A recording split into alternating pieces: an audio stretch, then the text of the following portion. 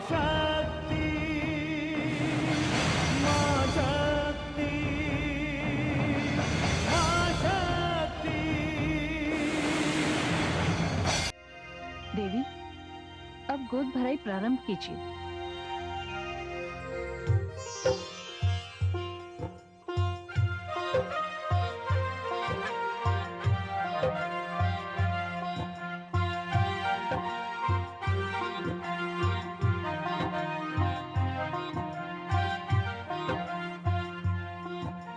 हे महादेवी, मैं अपनी ओर से भावी संतान के लिए ऐश्वर्य प्रदान करती हूँ।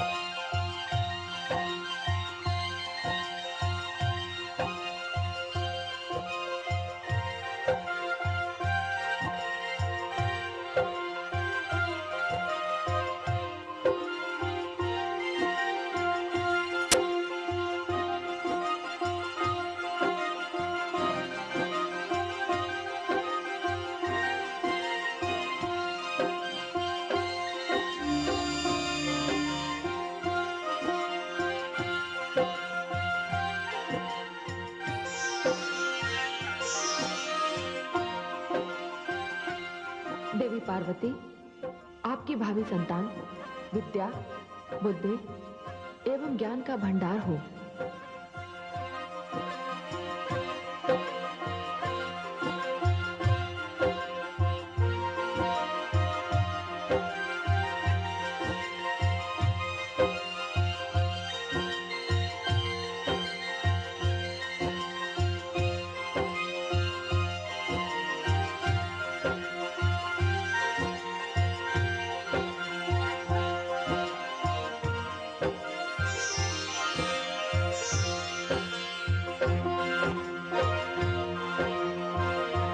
पुत्री, तुम्हारी मनोकामना पूर्ण हो।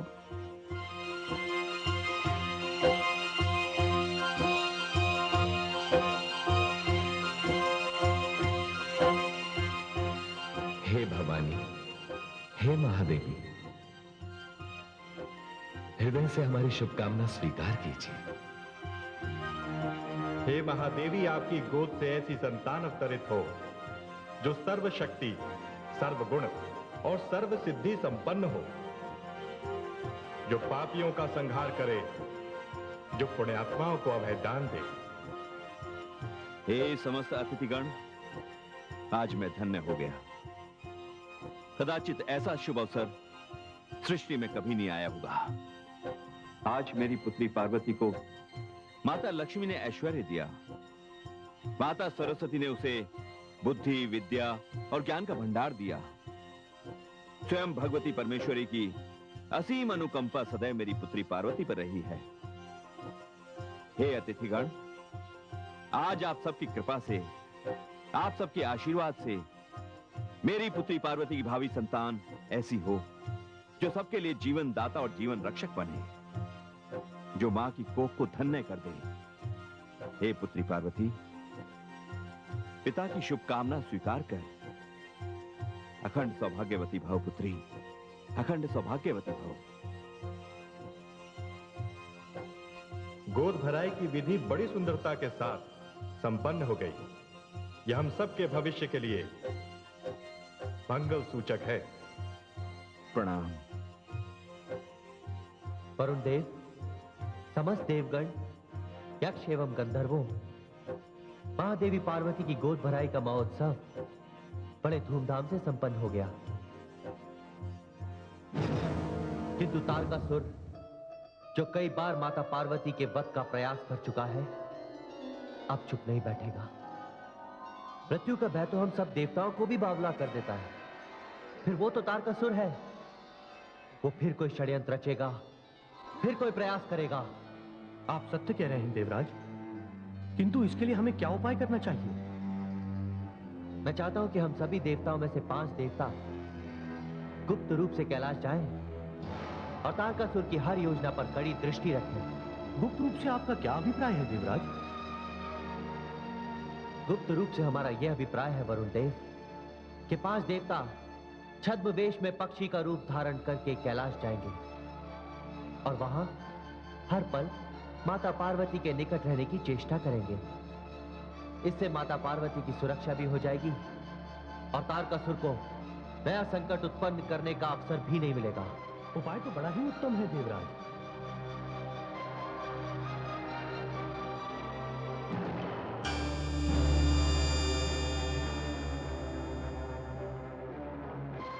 आज्ञा देवराज। आप सभी को छद्मवेश धारण करके कैलाश पहुंचना है और वहां हर पल माता पार्वती के निकट रहने की चेष्टा करनी है। जो आज्ञा देवराज।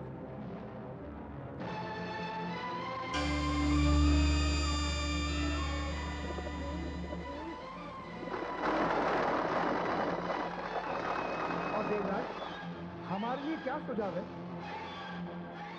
हम चारों को हिमालय की चारों दिशाओं में मोर्चा संभालना है ताकि तारकासुर को किसी भी दिशा से कैलाश पहुंचने का अवसर न मिले। हमें आपका सुझाव मान्य है देवराज।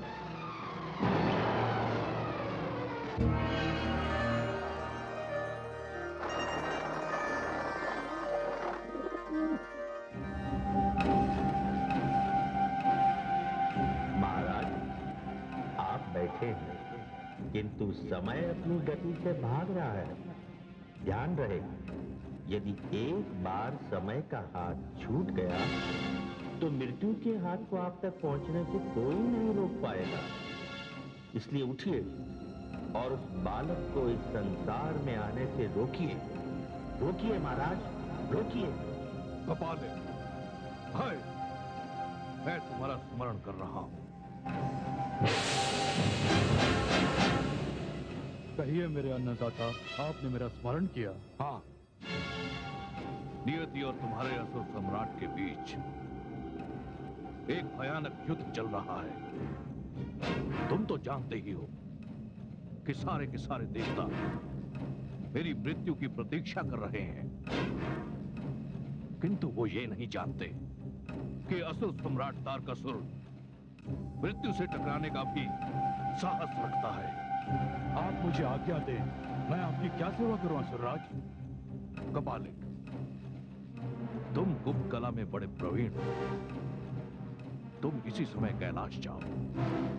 मुझे संदेह ही नहीं, पूर्ण विश्वास है कि सारे के सारे देवता कैलाश में मेरे विरुद्ध कोई ना कोई षड्यंत्र कर रहे होंगे। आप चिंता न करें असुरराज, मैं अभी कैलाश जाता हूं। तुम वहां छोटी से छोटी बात पर भी ध्यान रखना, क्योंकि इस समय मुझे अंतिम प्रयास करना है। तुम्हारी सूचना मेरी विजय का मार्ग खोल सकती है। जाओ मालिक, मैं तुम्हारी सूचना की प्रतीक्षा करूंगा। जो आज्ञा असुरराज। मेरे लिए क्या आज्ञा है असुरराज?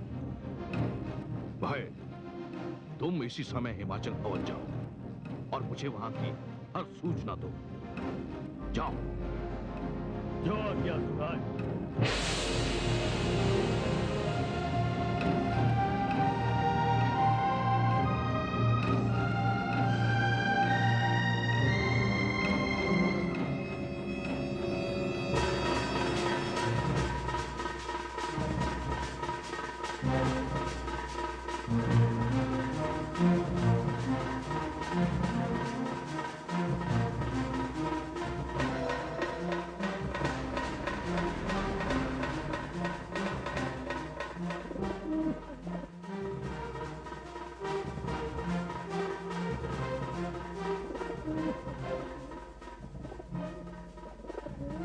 अरे, असुरराज तो कह रहे थे कि यहाँ देवता लोग षड्यंत्र रच रहे होंगे। यहाँ तो इन 5 कपोतों के अतिरिक्त कुछ भी नहीं है। असुरराज तो व्यर्थ में चिंता कर रहे होंगे। मुझे जाकर उन्हें सूचित कर देना चाहिए।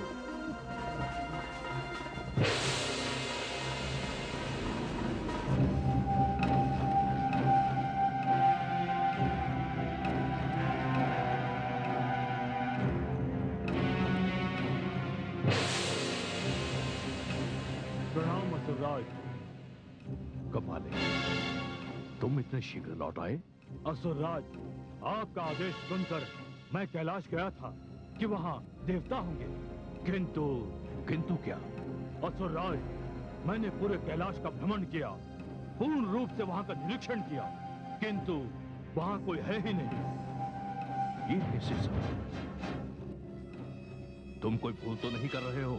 असुरराज, आप मुझे भलीभांति जानते हैं। यदि वहां वो 5 कपोत ना होते तो कैलाश पर तो स्मशान की तरह ही शांति दिखाई देती। केवल उनकी गुटुरगो ही कैलाश की शांति को भंग कर रही थी। ये तुम क्या कह रहे हो कपाले? इतने भयानक हिमपात में, ऐसे शीतकाल में, कैलाश पर्वत की ऊंचाई पर कपोत? कहीं तुमने इनके छोटे छोटे खंडों को तो कपोत नहीं समझ लिया? नहीं असुरराज, ये आंखें गिद्ध की आंखें हैं, जो 4 योजन तक सब कुछ स्पष्ट देख सकती हैं। और इसके पश्चात तुम कह रहे हो कि कैलाश पर पूर्ण शांति है? ऐसी कंपा देने वाली भयानक ठंडी में वो 5 कपोत? ऐसे भयानक हिमपात में कोई भी कपोत जीवित नहीं रह सकता। असुरराज, आप उन 5 कपोतों को कुछ विशेष महत्व दे रहे हैं। वो कपोत है ही महत्व देने योग्य। तुम मेरी यही प्रतीक्षा करो।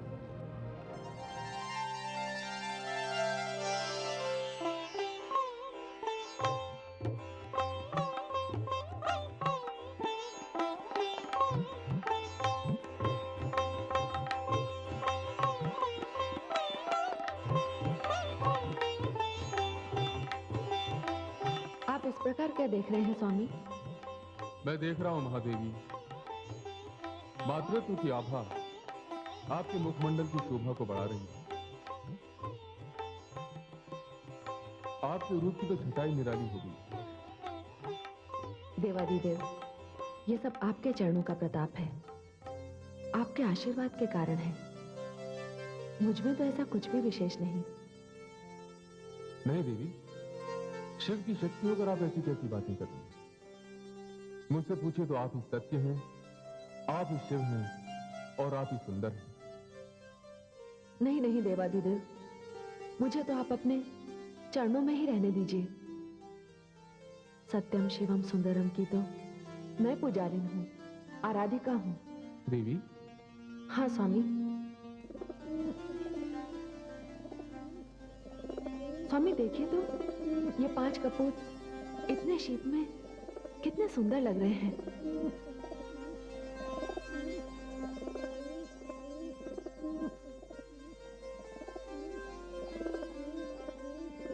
नहीं देवी, ये कपोत नहीं है। कपूर नहीं है? हाँ। कौन हो तुम लोग? अपने वास्तविक रूप में मेरे समक्ष आओ, अन्यथा प्रत्येक को जलाकर भस्म कर दूंगा।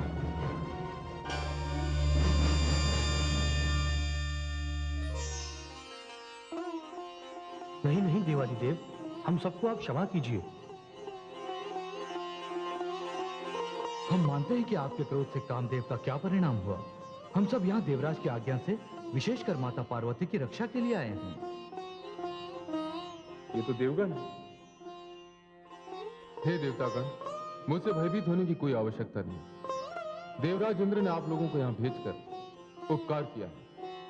उन्होंने अपने शुभचिंतक होने का परिचय दिया है। जाइए, मैं आपको कैलाश क्षेत्र में भ्रमण करने की अनुमति देता हूँ। हे देवगण, बहुत बहुत धन्यवाद। आप मेरी रक्षा के लिए आए। जो आज्ञा माता।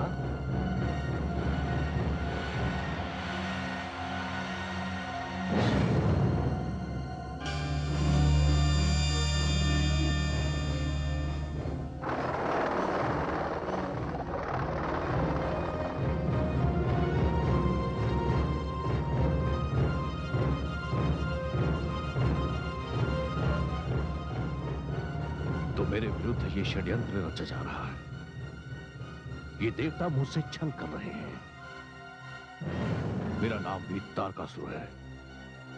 देखना, मैं भी छल का उत्तर छल से कैसे देता हूं। महारानी, महारानी, महारानी। क्या बात है स्वामी? महारानी, हमें शीघ्र ही कैलाश यात्रा करनी पड़ेगी।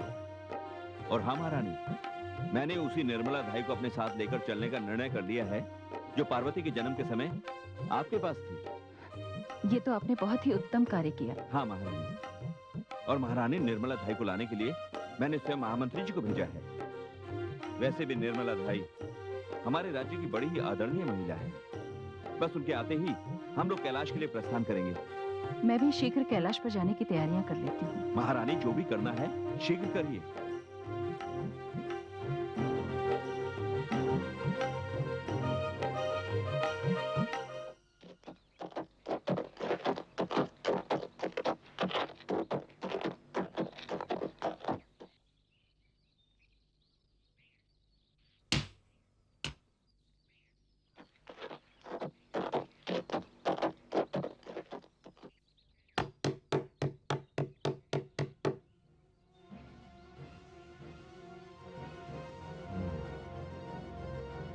कहिए।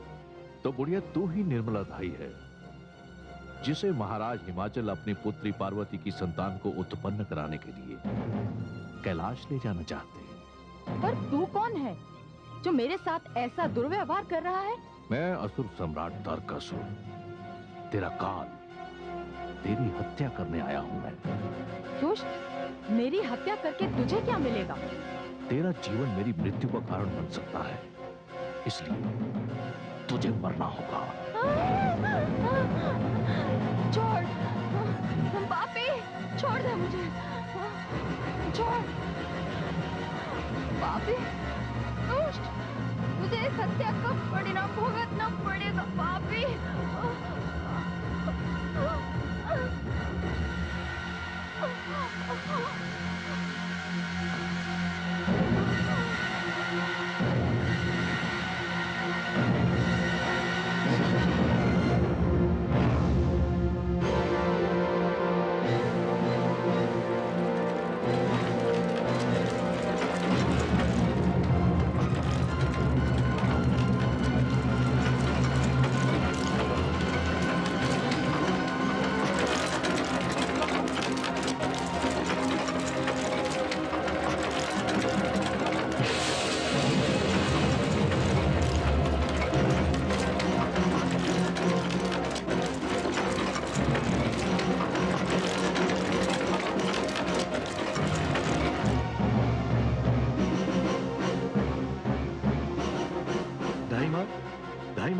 महामंत्री जी, आप?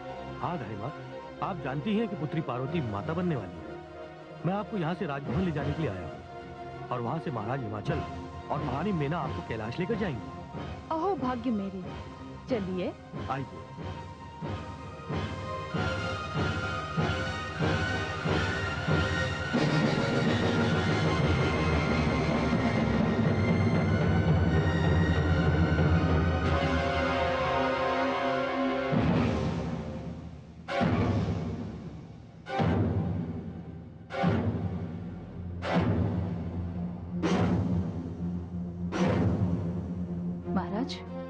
सारी तैयारियां हो चुकी हैं। किंतु महारानी, मुझे आश्चर्य हो रहा है, महामंत्री जी अभी तक क्यों नहीं आए?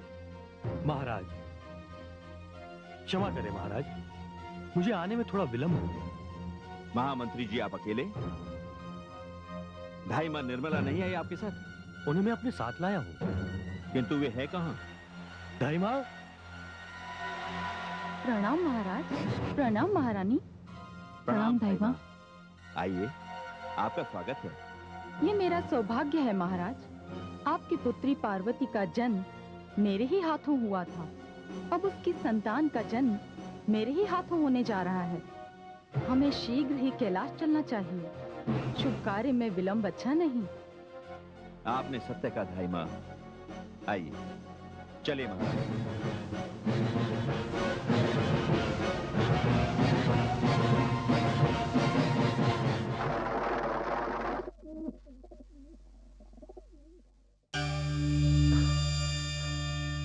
प्रणाम देवराजेंद्र। प्रणाम। कहिए, कैलाश का क्या समाचार है? देवराज, वहाँ सब कुछ कुशल है। हम निरंतर स्थिति का निरीक्षण कर रहे हैं। अभी तक तो तारकासुर की ओर से कोई भी संकट उत्पन्न नहीं हो पाया है। और हाँ देवराजन, बहुत ही शीघ्र वो समाचार आने वाला है जिसकी प्रतीक्षा हम देवताओं को है। हाँ, वो समाचार तारकासुर का विनाश और हम समस्त देवताओं के दुखों का अंत होगा।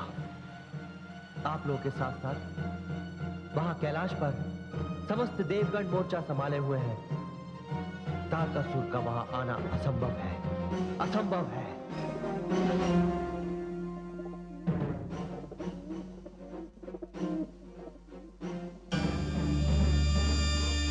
आइए महाराज हिमाचल, कैलाश पर आपका स्वागत है।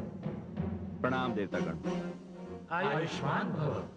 प्रणाम। आयुष्मती भव। देवतागण, ये धाई माँ निर्मला है। प्रणाम धाई माँ। प्रणाम। धाई माँ, आप पार्वती के कक्ष में जाइए। इस समय उसे केवल आप ही की आवश्यकता है। आपने सत्य कहा महारानी। आप जाइए धाई माँ, हम अपने जामाता के साथ उस शुभ समाचार की प्रतीक्षा करेंगे। जो आज्ञा महाराज।